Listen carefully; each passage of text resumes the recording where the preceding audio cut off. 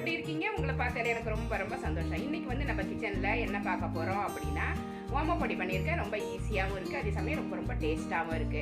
Evening snacks வந்து இப்போ கடையெல்லாம் திறக்கல, அதனால குழந்தைகளுக்கு ஏதாவது செஞ்சு கொடுக்கணும் அப்படின்னு நினைக்கும் போது நம்ம ஓமப்பொடி ஈஸியாக செஞ்சிடலாம். ஒரே ஒரு ரிக்வெஸ்ட்டா சுட்டுக்காம செய்யுங்க, அவ்வளோதான் ஒரு சின்ன ரிக்வெஸ்ட்டு.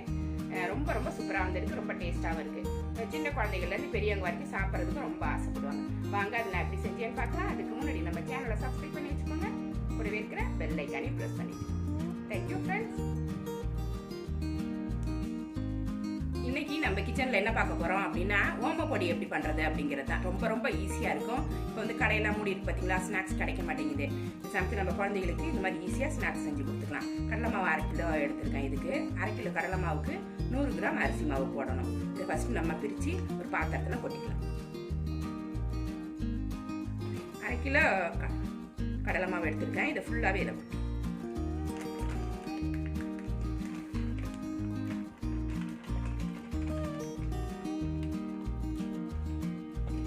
1/2 கிலோ கடலை மாவுக்கு 100 கிராம் அரிசி மாவு எடுத்திருக்கேன்.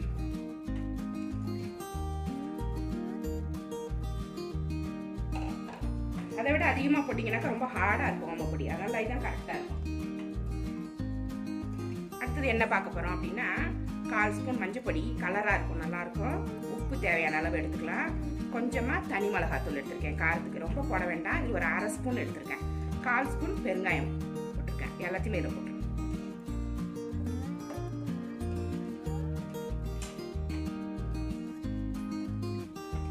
ஓமப்பொடி இல்லைங்களா, அதனால ஓமம் கண்டிப்பாக போடணும். இது 1 ஸ்பூன் ஓமம் லேசான வெது வெதுப்பான தண்ணியில் ஊற வச்சு எடுத்து வச்சுருக்கேன். இது வந்து நம்ம வடிகட்டி ஊற்றிக்கணும்.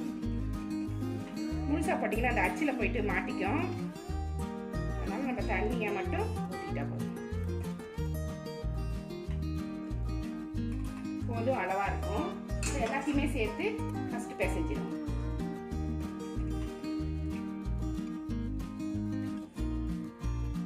எல்லாத்தையுமே நல்லா கலந்து விட்டுருவோம்.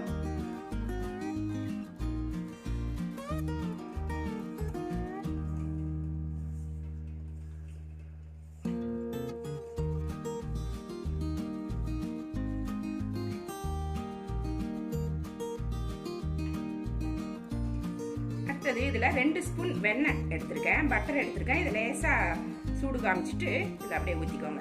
வெண்ணெய் இல்லைன்னாக்கா சூடான எண்ணெய் ஒரு 2 ஸ்பூன் ஊற்றிக்கிட்டிங்கனாக்கா நல்லா கிறிஸ்பியாக இருக்கும். எல்லாத்தையுமே சேர்த்து பெசரி விட்டுட்டு கொஞ்சம் கொஞ்சமாக தண்ணி ஊற்றி நம்ம இடியாப்பத்துக்கு மாவு பிசைவோம் பார்த்தீங்களா, அந்த மாதிரி பிசைக்கணும். ரொம்ப டைட்டாக சப்பாத்தி மாவு மாதிரி பிசைஞ்சிங்கனாக்கா அந்த அச்சில் புழியத்துக்கு வராது. இதை கலந்தாச்சு. இப்போ தண்ணி ஊற்றி பிசைக்கணும்.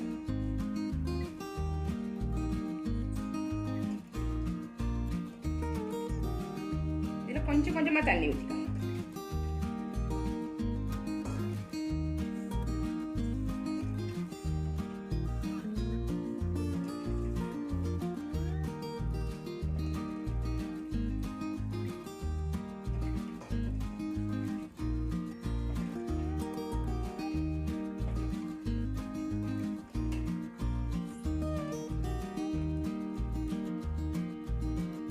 மாவு பிசைஞ்சாச்சு. இந்த மாதிரி சாஃப்டாக பிசைஞ்சிக்கோங்க.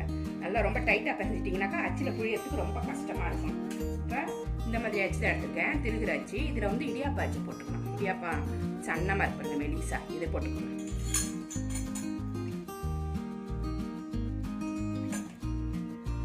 இது வந்து கொஞ்சமாக மாவு எடுத்து குழம்புல போட்டுக்கணும். ஃபஸ்ட்டு கொஞ்சம் இந்த குழம்புல கொஞ்சமாக எண்ணெய் தடவிக்கலாம்.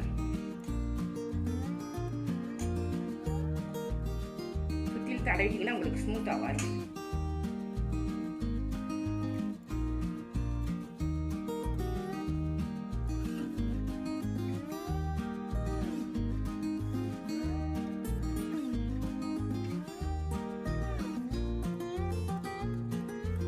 இந்த மாதிரி வச்சு அச்சை மூடிடலாம்.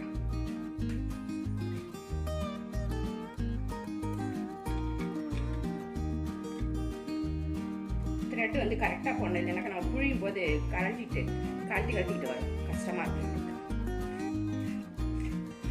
சாம்பிளுக்கு ஃபஸ்ட்டு ஒரு தடவை இதை புழிஞ்சி பார்த்துருவோம். அப்போ தான் மாவு கரெக்டாக பிசைஞ்சிருக்கோம், மாவு கரெக்டாக வருதா, டைட்டாக இருக்கான்னு பார்த்துக்கலாம். டைட்டாக இருந்தால் இன்னும் கொஞ்சமாக தண்ணி 2 ஸ்பூன் தெளித்து பிசைஞ்சி போட்டுக்கலாம்.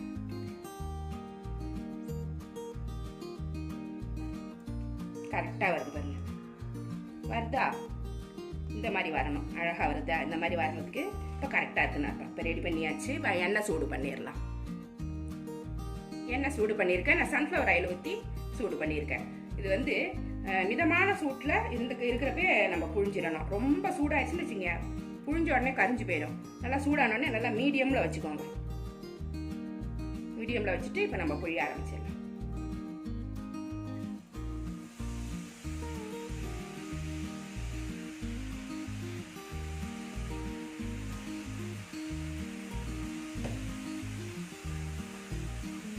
கொஞ்சம் கொஞ்சமாக புழிஞ்சிக்கோங்க. பெருசாக புழிஞ்சிங்கனாக்கா உங்களுக்கு திருப்பறதுக்குலாம் கஷ்டமாக இருக்கும். இந்த அளவுக்கு புழிஞ்சிங்கனாக்கா உங்களுக்கு இந்த கரண்டிக்கு சைஸாக கரெக்டாக இருக்கும். டக்குன்னு வெந்து போயிடும் இந்த ஓமப்பொடி.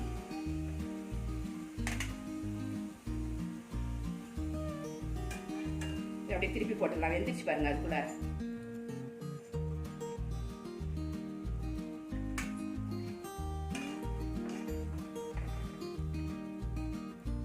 இந்த கலர் வரும்போது நல்லா அழகாக எடுத்துக்கோங்க. நல்லா ஸ்லோவில் வச்சுக்கோங்க ஸ்டவ், இல்லைனாக்கா கை ஃபுல்லாக சுட்டுரும்.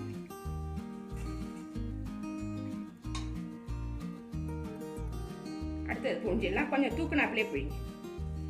ரொம்ப கிட்டக்க போயிட்டீங்கன்னா கை வந்து நல்லா சுற்றும்.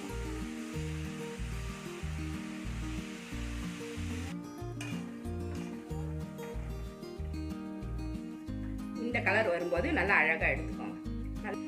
எல்லா ஓமப்பொடியும் ரெடி ஆகிடுச்சு. இந்த மாதிரி புழிஞ்சு எடுத்து வச்சுக்கோங்க. இதை வந்து ஏர்டைட் கண்டெய்னரில் போட்டு வச்சுக்கிட்டிங்கனாக்கா ரொம்ப நாளைக்கு கெடாமல் இருக்கும். குழந்தைகளுக்கு கொடுக்கவும் ரொம்ப ஹெல்த்தியாக இருக்கும். இது மாதிரியே நீங்களும் செஞ்சு பாருங்கள். இந்த ரெசிபி உங்களுக்கு பிடிச்சிருந்தா நம்ம சேனலை சப்ஸ்கிரைப் பண்ணி வச்சுக்கோங்க. கூடவே இருக்கிற பெல் ஐக்கானே ப்ரெஸ் பண்ணி வச்சுக்கோங்க. லைக் பண்ணுங்கள், ஷேர் பண்ணுங்கள், கமெண்ட் பண்ணுங்கள். இவ்வளோ நேரம் என்னோடய வீடியோவை பார்த்த எல்லாருக்குமே நன்றி. Thank you friends.